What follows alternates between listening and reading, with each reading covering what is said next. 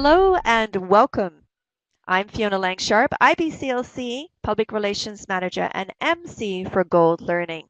I have the pleasure of sitting down here today with Robin Lim, and she's going to be speaking at our Gold Midwifery Online Conference 2017, and she's going to be presenting on placenta, the Forgotten Chakra. Welcome, Robin. It's great to have you here today. Salamat pagi, Fiona. Good morning. Welcome. Well, thank you. Robin, would you like to go ahead and introduce yourself to our listening audience right now and tell them what you're working on currently? Yes, my name is Ibu Robin Lim. Ibu means mother. I'm a midwife. I'm a grandmother. I'm also a doula.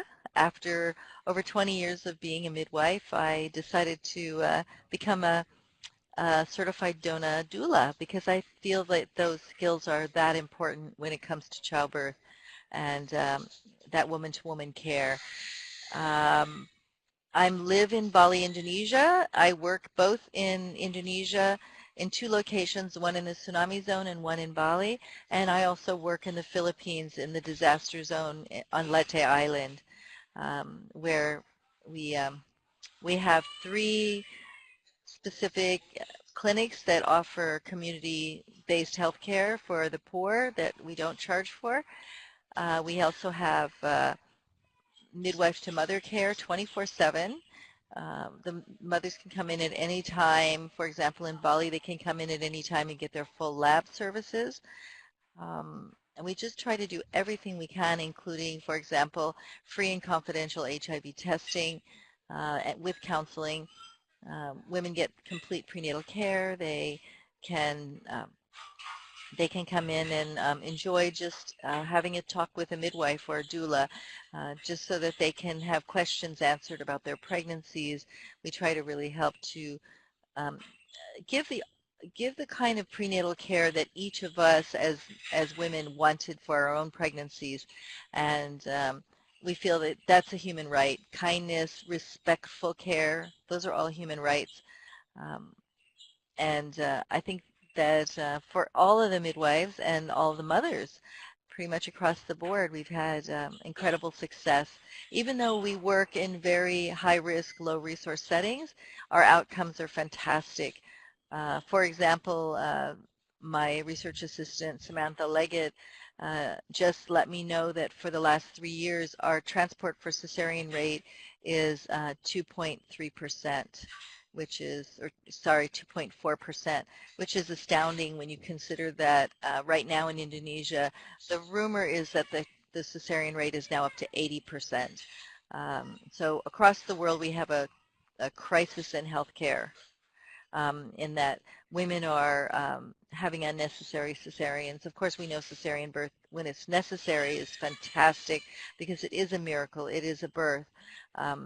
Unfortunately, when so many cesareans are being done unnecessarily, that means that the women who actually need them, the babies that actually need to be born by cesarean birth, don't have as the quick and the good access to that kind of care. So we work under three principles. One is good science. All of our midwives are well qualified and very skilled. Respect for Mother Nature and Father Time, which is something that, since childbirth is a natural process, is very important. And the other principle we work on, the third foot. We always say on one foot you can only stand up for a very short amount of time. With 2 feet you can walk. And the third foot makes it so that you never fall down. And that third foot, which we have here in Asia with our strong cultural perspective, is what we call adat. Adat means spirit. And we feel that that third foot, that to bring spirit into this branch of medicine, midwifery to mother care, we feel like that is the most important foot that we stand on.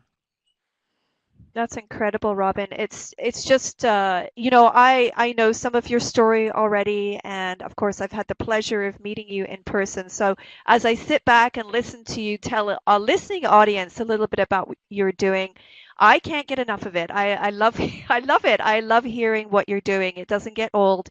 It comforts me that you're there doing this work.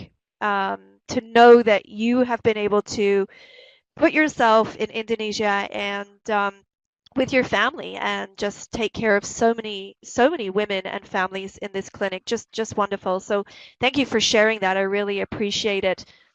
I want to ask you a little bit about this topic, Robin. It's not a topic that we talk a lot about. So why do you think that this topic hasn't really been addressed well in the past? Tell me a little bit about that. Mm.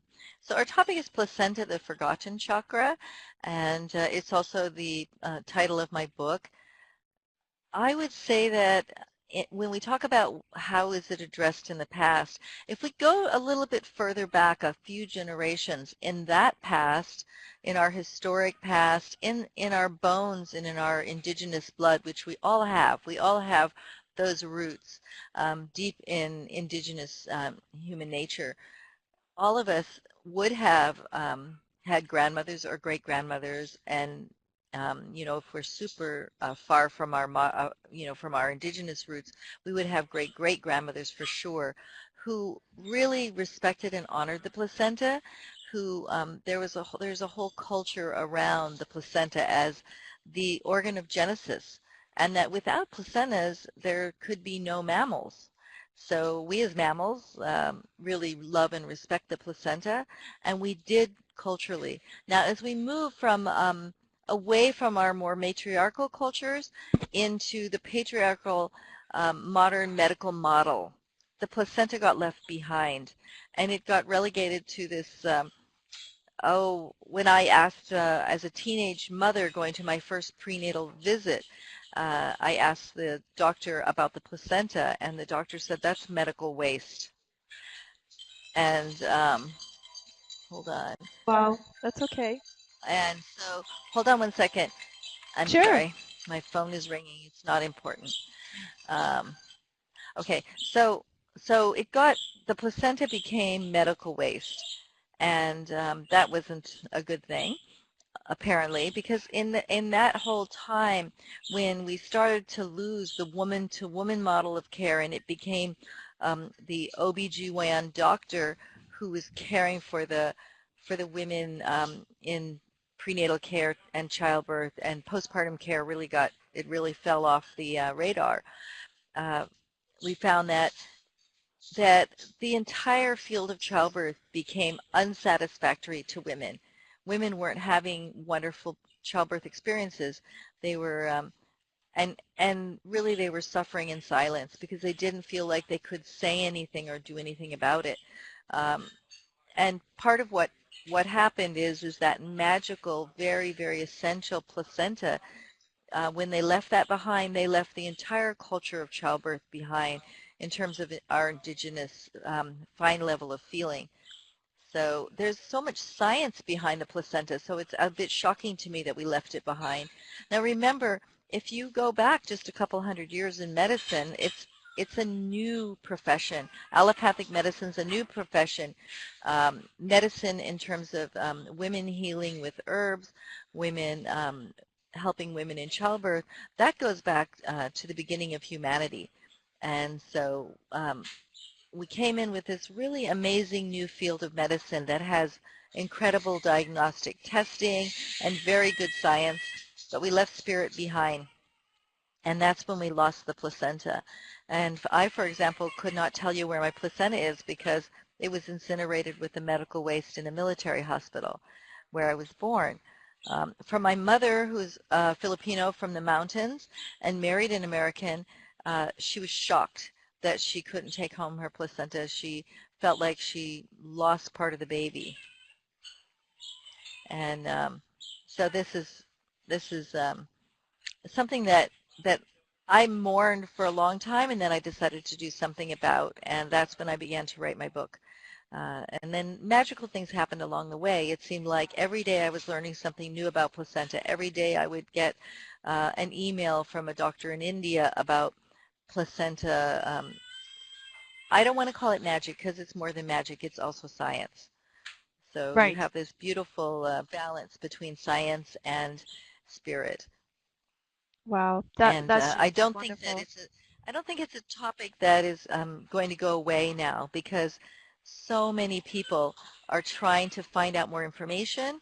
I get mail every day about my book, having changed the way that they plan their birth, and how satisfying that was for the family. Remember, whenever you make a giant rift in your spiritual life, the family life suffers. Hmm. So we want good medicine, and good medicine means also taking care of the family's spirit. Um, no Yeah, healing process really works without respect for spirit. beautiful. Thank you. Thank you for sharing that. I appreciate it. So, and just listening to your stories briefly and um, about your mother and yourself is just amazing. It's it's now created who you are. I mean, the journey that you've taken to get to where you are today, and like you said, your book that you've written um, as part of that as well as part of that healing. And but you said it's not just about the magic. It's not just about the spirit. It is about finding some of the science behind it, and that's starting to emerge now. So it's wonderful to hear that. So, lastly, as we wrap things up here, Robin, today, we just have a little time just to mention what are you most excited about sharing with our delegates during your presentation? But don't give too much away. We want people to come and listen to you on this talk will be on Wednesday, the February the 15th, if you're looking for the timeline, and you can check it out, of course, on our website as well. So, what are you looking forward to sharing? So, what am I most excited about sharing? I would say that for me, the most exciting thing that's happening, and these kinds of learning experiences where we can connect people from all over the world are very essential to make this happen. And what I'm excited about is access. I'm excited about the fact that babies beginning now and into the future will have access to optimal care.